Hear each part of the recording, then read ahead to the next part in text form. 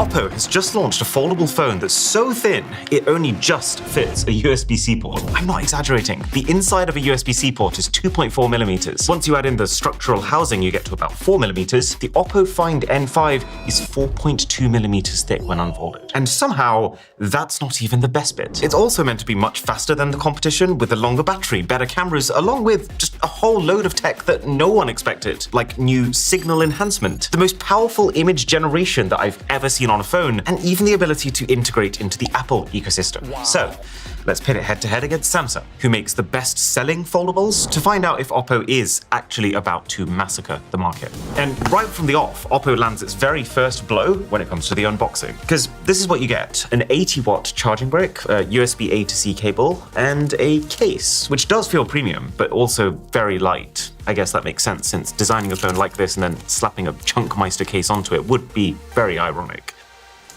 Now compare that to Samsung's package, which literally just comes with the phone and a USB-C cable. You're getting about $80 of extra free value in the box with Oppo, plus pre-installed screen protector on the front, which is one of those things that probably cost them about 50 cents to do. But to you, the user, it's one fairly major less thing that you need to worry about. And you know what? Oppo continues the onslaught when it comes to the build. And it ain't close. Both phones have a pretty tough custom aluminium alloy frame. They've both got fantastic feeling hinges that allow you to stop at almost any point in the motion, but then it kind of feels like Oppo runs away with it. Their front display is imbued with ceramic, which we've seen on quite a few phones does increase structural strength. It's got better water resistance. While Samsung's phone can take immersion, this thing can go further and actually take high pressure jets and extreme temperatures to boot. For my extreme lifestyle. And just zooming out for a second, the fact that it's even close, let alone ahead in terms of durability, is quite insane, considering that Oppo is also almost 30% thinner, in part thanks to some careful re-engineering of the motherboard. It's 10 grams lighter, all while having a significantly less visible crease than Samsung. Oppo's saying that the crease on this phone is 10% narrower and 50% shallower than the crease on their last phone, which was already great. It doesn't look that different to me, but it's clearly vastly superior to the Samsung, which you will notice every time you open the thing. So yeah, when you use this phone for the first time, it is absolutely one of those moments that just makes you peer back over at the Samsung and truly reconsider how much this company is actually trying. The only two downsides on the Oppo are that one, they've had to replace the glass on the back for a thinner fiber material, which they've masked pretty well with this whole marbly texture, but does still feel a little plasticky. And then two, that for some reason, while Oppo decided to completely full send this thing in terms of water resistance, they've actually got no certification in terms of dust resistance. Well, at the very least, Samsung does have a basic IP4 rating.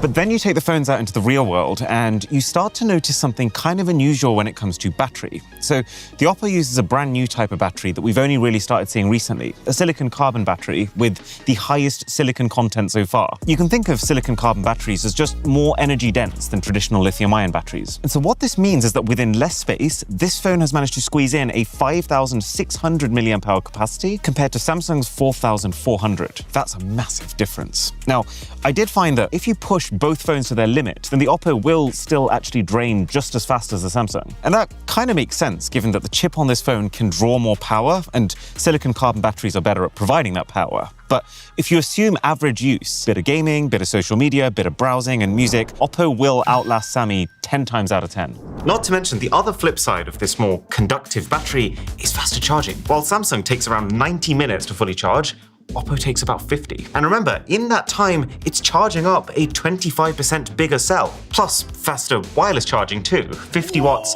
versus 15 watts, which frankly is just embarrassing for Samsung, since Oppo is doing all that with a new coil specifically made for the phone because it's 40% thinner than normal.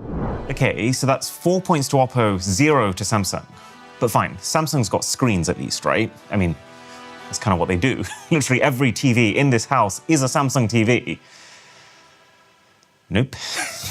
And it's really funny because Oppo has kind of just pulled a Samsung here. So when you open both phones up, you'll immediately notice that Oppo's is the bigger screen. It's higher resolution and it's, largely speaking, creaseless. But as well as that, you know that anti-reflective screen coating that Samsung's kind of become famous for on their S-series flagships? Well, Oppo has employed something very similar on their inner display here.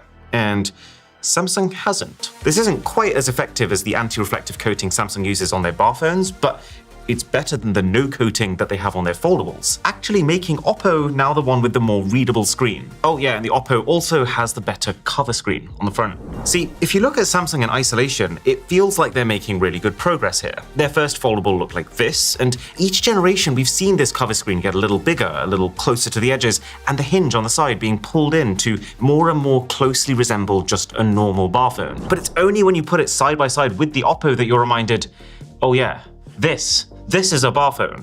Oppo is wide enough to feel like a genuinely natural aspect ratio for typing. It weighs almost the exact same as a standard iPhone 16 Pro Max, and it's got normal phone thickness too, so I don't feel like I'm carrying around a third leg in my pocket. And so seeing that you can have all of that suddenly reminds you Samsung isn't quite there. I don't really like these two weird looking corners, and also Samsung's displays are a bit brighter when you're outdoors. But, you know, if I had to pick one, I would still on balance prefer the Oppo's set of screens. So, it's turning into a bit of a bloodbath right now. What about performance? Yeah, the Oppo has that too.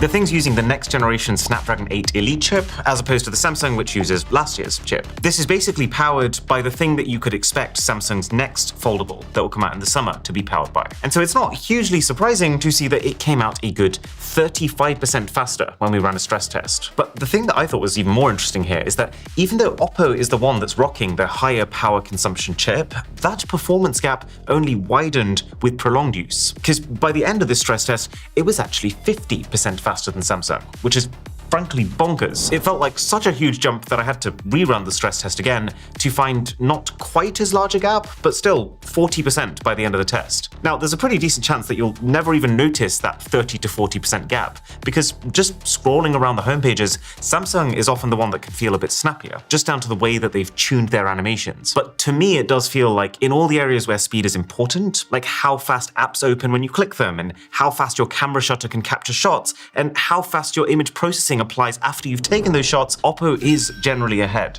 So what about the software? I have to say, the way that Oppo handles multitasking, it remains the gold standard. So let's say, for example, that you're on Netflix and then you also want a browser tab to do a little shopping on the side.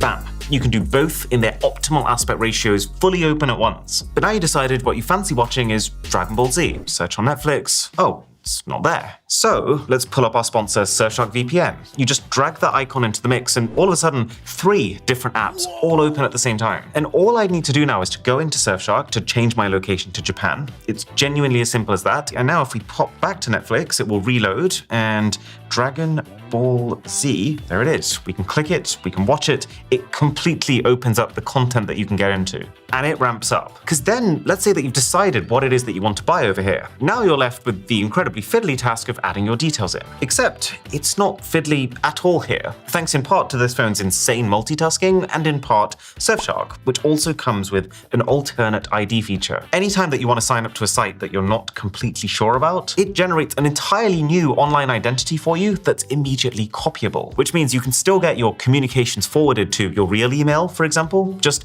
without revealing those details to companies that you don't trust. Go to surfshark.com/boss and use the code BOSS to get Surfshark for less than $3 a month with an extra 4 months for free and a 30-day money-back guarantee. So the multitasking is sick, and there's a few more things that Oppo's software does that just feel clever, like FileDoc, basically just a dump to drop anything of interest that you're trying to collect together to put into an email or share into a WhatsApp group. It's basically just a clipboard, but done in a very intuitive way that actually saves you time. And then you've got this whole Oppo O+ Connect thing, which, to their credit, probably is the easiest way that I've used on Android to send full quality files complete with all metadata to an iPhone with no Wi-Fi connection. But equally, let's be very honest, this is still a long shot from native Apple integration, while also feeling very much like a knockoff version of Apple's solution. And I think just generally that is one of the things that I don't like about this software. It feels a little cheap. Like, you go into an app folder, you get recommended apps at the bottom. If this was a $200 phone, fair enough, but not at these kind of prices. Sometimes those recommended apps just fail to load, which looks even worse. Oppo's app market pings you to get your attention, and even when you eventually give in and accept, it's not a very intuitive app to be navigating at all, which does make me feel like Samsung's software is more sophisticated. And while this phone doesn't yet have the One UI 7 update, knowing that it will get it, and just how much I love that software, software does make me veer towards Uncle Sam in this category. All finished off by the fact that Samsung has a definitively better ecosystem of surrounding products if you're outside of China, and 7 years of major Android version upgrades. Oppo phones tend to get 4. It's pretty much the same story when it comes to AI features. Like, this Oppo phone is doing some very interesting stuff. Like, you can pull up any photo on this phone, click Enhance Clarity, boom, straight up detail upgrade. And the thing's got this whole separate app called AI Studio, which is very cool and very strange. So you get a bunch of free credits when you buy the phone, and then you can spend those credits doing things like inserting yourself next to celebrities. It works, kind of. Although I am curious, are people using stuff like this to make it seem like they actually met those people? And if they're not, then what are they doing with it? I've managed to turn myself into a rather handsome, if I might say, pirate. This is powerful AI, hence the credits to stop people spamming it. And it's not just creating brand new images, you can also reimagine existing images into new styles. And it is very, very effective. Highest quality image generation I've seen baked into a phone. Interesting though that it's given Drisha an entirely new ethnicity. There's a good chance that this is just down to how the AI has been trained. And aside from that, just generally across the phone, let's not forget that Oppo has a lot of equivalents to Samsung's AI features. Like, let's say you're in a document. Just like Samsung, there's a whole load of writing tools. Oppo's got AI replies for messages. They've even got an AI that can write Instagram captions for you. At the same time, I really hope it doesn't come to me having to use that. It's just that, on average, Oppo's implementation feels about a year behind. A lot of the AI features are either coming soon, or they're quite situational. They work sometimes, and then for some reason, not at other times. I mean, let's not kid ourselves. I wouldn't exactly call Samsung's AI reliable, but at the same time, if I had to lean on one of these, I would still rather lean on this. And similarly, one of the things that Oppo is boasting loudest about with this phone is Link Boost. This AI system combined with a 360-degree antenna architecture, which should improve signal by 20 to 30% in weak areas. But I've tested it multiple times in multiple locations, and I can't see any consistent, tangible benefit over the Samsung, which makes me feel like you probably won't notice the difference either. Okay, just before we finish this off with the cameras, I do just want to mention speakers, because they're important to me. One thing that you will just generally notice as tech gets thinner is speakers get worse, because they have less space to be able to push air to create the sound. And that's the case here. Oppo's done a good job, I'd say, to make it not suck, but it definitely lacks the satisfying richness of Samsung speakers.